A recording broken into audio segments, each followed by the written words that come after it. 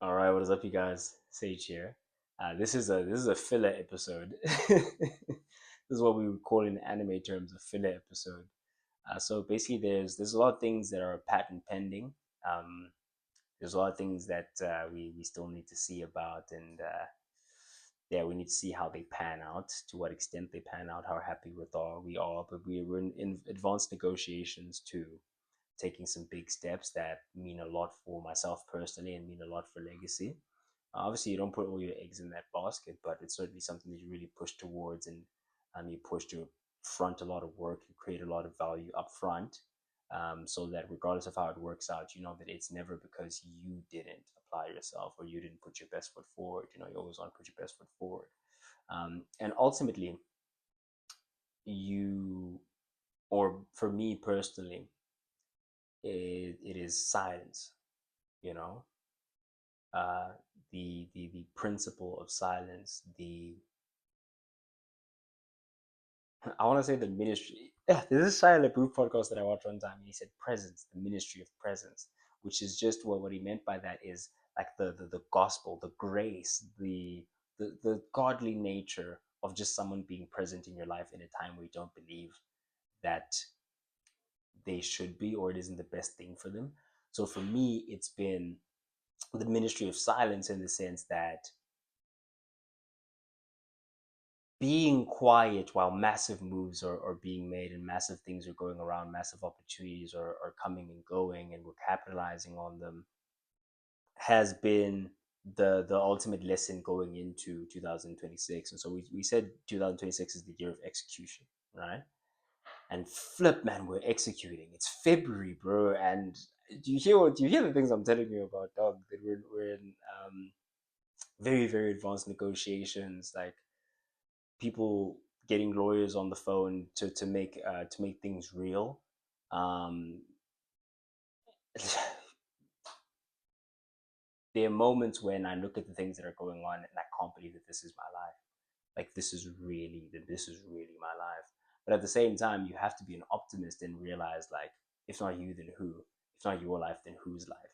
You know that you deserve these things, and you are worthy of these things. I actually don't believe in deserving, because when you deserve something, then you expect it to happen, so you can't really be deserving and grateful. Um, but you are worthy. You can be worthy, and I feel that you have to believe that you're worthy. You know, you have to believe that you are good enough, you are special enough, that there's enough within you that you've created in terms of value, that these types of opportunities will come up and you will capitalize on them, and the success will come. The success has to come. That's the thing. The success has to come some way, somehow, and it will.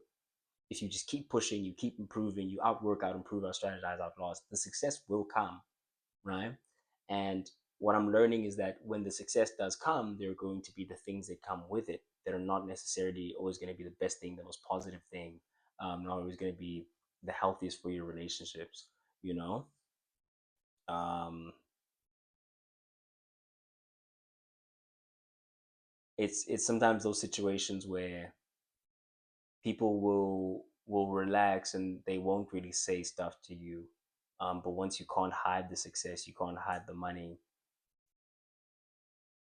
it starts hurting them, ego wise, and it starts hurting you. What they become, how they project or inject themselves into your life, and what becomes of them. Like, some people that you don't expect to be happy for you will genuinely be happy for you, not because they have certain things going on in their lives, not because they're content with this and that, but they're just choosing to live different lives than you're choosing to live, and they see what goes into it, and they just respect the hustle, and they love to see you win, you know. And other people will be doing better than you, and they just won't uh won't respect the hustle. They'll try to assassinate your character, they'll try and, you know, ruin relationships, they'll try and just do their best. I mean, they can't outwork, out improve, out strategize, and outlast you, so they'll try the underhanded tactics, but when they go low, we go high. And so with the understanding that life is filled with just different types of people, and you'll happen to have certain types of people within your life, That's when you really get to understanding the power of, sorry for cursing, shutting the fuck up. The power of shutting the fuck up and just progressing with your life and proving your worth through your works and not your words, not announcing everything as it happens, giving everything time to mature, and really getting to see the value within the situations you're in, within the people that you surround yourself with. Yeah, ultimately for me, big year of execution, big things happening, constant forward momentum, right? Failing early, failing often, failing forward, continuing to push. A lot of tests, a lot of failures, but a lot of success as well. You must be accepting of the success when it comes, and have the ability to not mouth off at every opportunity you get, not and get the opportunity to not, you can. I'll give you an example. There's a piece of content that my partner and I have created, and this piece of content is not going to be released until after certain things are said and done, just purely because I don't want to prematurely announce anything. I don't want to mislead you guys, and have you thinking one thing of me and then have to come out and say, it's better to have a preemptive "you said something too late" tour than a apology tour. I never want to be making apology tours. Hey, this is life. Things might happen that I'm not the most proud of, but I always want to be proud of the way that I conducted myself, and the way that I did business. So, yeah, with that being said, those are like a few things that are going on for me, and a few lessons that I'm taking from it. And hopefully, just being here for this couple of minutes and listening to what I have to say maybe does something for you, gets you thinking of something, and understanding certain dynamics between yourself, your relationship with yourself, other people, the money, the success, the ambition.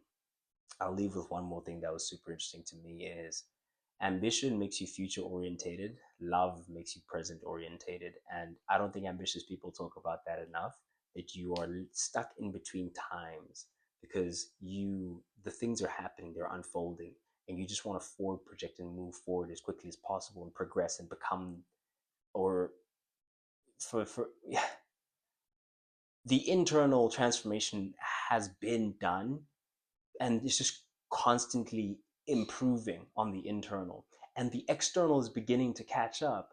And so the quicker time goes by, the more externally you will begin to prove to yourself, first and foremost, that you're not crazy, you're not delusional, you really are becoming who you think you're becoming. um, you can think of it as a gym analogy. First, you're going to work out, and it might be a week. You're not going to see results. It's a month. It's been a year. And you're not where you want to be, but you can see results. Like, you can already see certain lines coming out and this, and you're changing.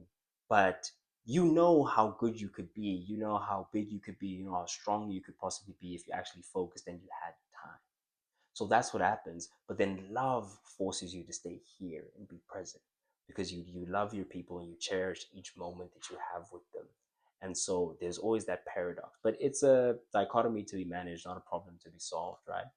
Something to think about. Anyway, I just wanted to leave you with that nugget randomly, in case anyone makes it to this part of the video. Listen, I love you. I appreciate you.